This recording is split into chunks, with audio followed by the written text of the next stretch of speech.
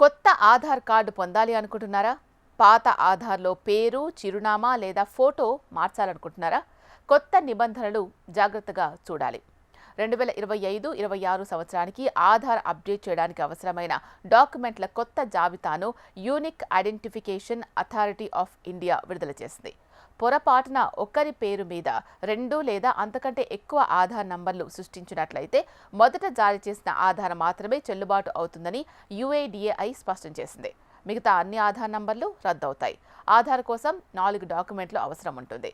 Identity proof కింద మీరు passport, PAN card, voter ID card, driving licence, ప్రభుత్వం లేదా ప్రభుత్వ సంస్థ జారీ చేసిన ఫోటో గుర్తింపు కార్డు, అలాగే జాబ్ కార్డ్, పెన్షనర్ గుర్తింపు కార్డ్, కేంద్ర ప్రభుత్వ ఆరోగ్య పథకం, ex servicemen contributory health scheme card, transgender ID కార్డును డాక్యుమెంట్గా చూపించాల్సిన అవసరం ఉంటుంది.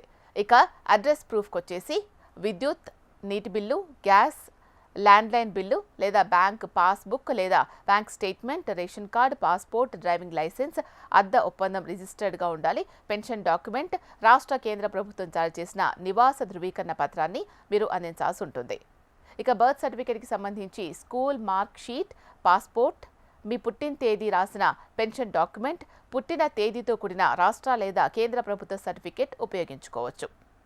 ఈ కొత్త నిబంధనలు ఎవరికి వర్తిస్తాయంటే భారతీయ పౌరులు, ప్రవాస భారతీయులు, 5 సంవత్సరాల కంటే ఎక్కువ వయసు ఉన్న పిల్లలు, దీర్ఘకాలిక వీసాలపై భారతదేశంలో నివసిస్తున్న విదేశీయులు ప్రాంతీయ కార్యాలయంలో డాక్యుమెంట్ చూపించి దరఖాస్తు చేసుకోవచ్చు.